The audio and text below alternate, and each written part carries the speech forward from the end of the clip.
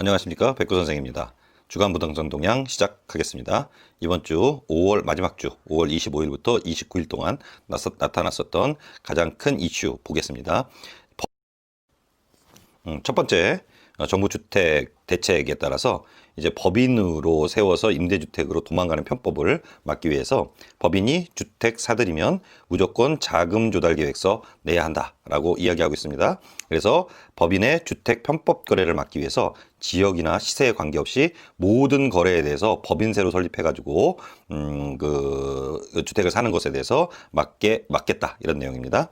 그래서 법인과 관련된 주요 정보가 포함된 법인용 실거래 신고서를 별도로 마련하겠고, 정부에서는 이달 중에 부동산 거래 신고 법령 개정안을 마련하겠다라고 하고 있습니다.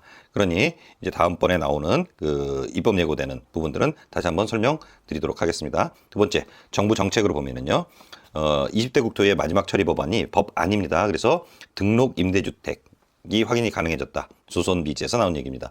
임차인을 보호하도록 하는 민간 임대주택에 관한 특별법을 만들겠다. 얘기 나오고 있죠. 그래서 임대 의무기간, 임대료 증액 기준을 준수해서 부기 등기까지 하게 만들겠다라는 겁니다. 그래서 임대가 어느 정도까지 의무기간, 그 다음에 임대료는 얼만큼 증액할 수 있는지 다 등기로서 처리하게 한다 그러는 거니까 상당히 의미가 있는 강력한 정책이라고 볼 수 있습니다. 두 번째, 한국감정원의 사명도 한국감정원이라고 지금 있는데요. 한국부동산원으로 변경하겠다 이렇게 됩니다.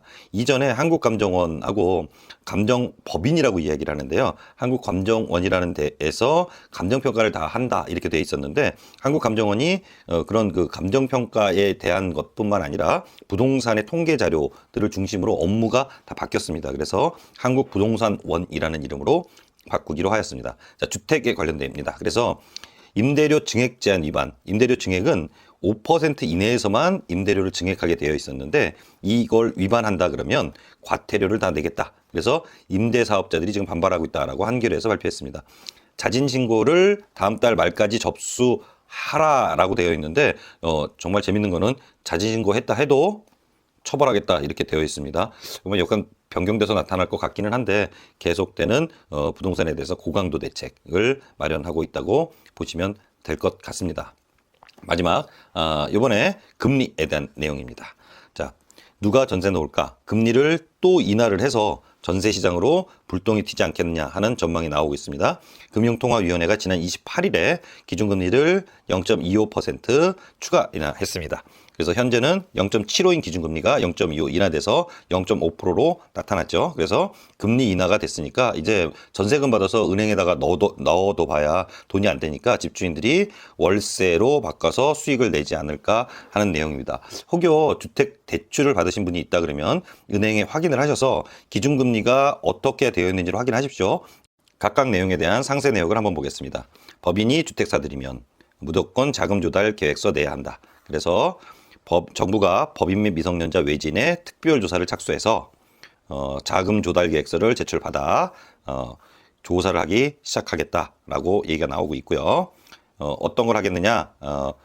본인이 임원으로 있는 법인이 주택을 매도한 거래, 동일인, 그러니까 법인의 대표자라고 보시면 되겠습니다. 복수법인을 설립해서 주택을 매수한 거래나 미성년자의 주택 매수, 외지인의 빈번한 다른 시도 주택 매수 등을 다 집중 조사를 하겠다라는 내용이 나와 있었습니다. 그래서 두 번째를 가보겠습니다.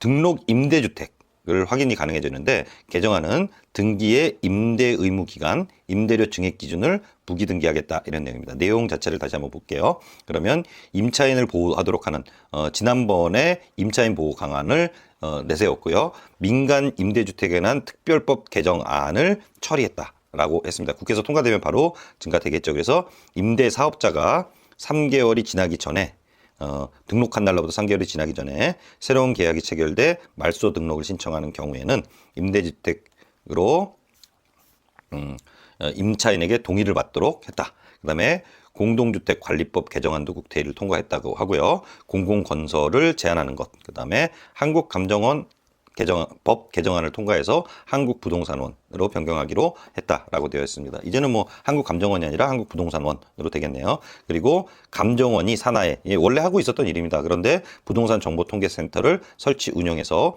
부동산 정보를 체계적으로 관리하겠다 했었으니까 한국감정원 홈페이지를 들어가 보면 이런 부동산 정보 통계를 많이 보실 수 있습니다. 굉장히 좋은 자료니까 한 번씩 들어가 보시는 것을 추천드립니다. 자, 그 다음 내용입니다. 임대료 증액 제한 위반한 과태료 방침. 그랬더니 임대사업들이 반발한다. 임대료 증액 제한 5% 이내 위반 등을 전수조사해서 고액 과태료를 물리겠다. 그랬더니 임대인들이, 집주인들이죠, 고지받지 못했다며 구제가 필요하다고 주장하지만 등록 임대사업자의 미신고 임대차 계약 자진신고를 접수하는데, 그래 봐야 자진신고 했다고 해서 임대료 증액 제한이나 임대 의무 기간 등 중대한 의무를 위반해서 임차인들을 뭐 내쫓았다든지 임대료를 과도하게 증액했다 그러면 면제부를 주지 않겠다라는 게 국토부의 방침입니다. 과태료 물 수 있습니다. 예. 다음 마지막입니다. 누가 전세 놓을까? 자, 금리 또 인하했죠. 지금 현재 역병 사태로 인해서 너무 어려운 사태를 겪고 있으니까 금리를 또 다시 한번 인하를 했더니 전세값이 여전히, 그래서 월세로 전환을 하면서 전세값은 이후에 이제 47주간 연속 상승세였었는데 금리 인하로 월세 선호가 집주인이 늘 듯하다. 그래서 전세값 상승이 불가피해 보인다라고 되어 있습니다. 다음. 뭐 이미 바닥인 기준금리, 사실 요즘 금리 굉장히 낮습니다. 그래서 대출 받을 수 있을 만큼 받아야 한다는 게 주변에 있는 뭐 손오공 경사의 얘기이기도 하죠. 근데 또 내려서 내리긴 했는데 보유세 인상으로 세금 부담도 강화되고 있다. 공시지가 현실화 때문에 그렇습니다. 그래서 주택 임대 시장 전세 거래량이 오히려 줄고 있다. 월세가 많아지니까 그렇죠. 그러니까 뭐 수요 공급의 원리에 의해서 전세가 공급이 떨어지고 있으니까 전세 값은 상승세다. 이렇게 얘기가 나오고 있습니다. 마지막 장입니다. 그래서 이번 주에는 정리를 드리면, 이번 주에는 금리, 그다음에 임차인의 보호 강화 등이 아주 이슈였다고 볼 수 있고요. 이전에 있었던 정부 방침에 따른 후속 조치들이 취해지고 있다라고 볼 수 있습니다. 자, 오늘 주간부동산 여기까지 하겠습니다. 다음 주에 다시 한번 주간부동산으로 찾아뵙도록 하겠습니다. 안녕히 계세요.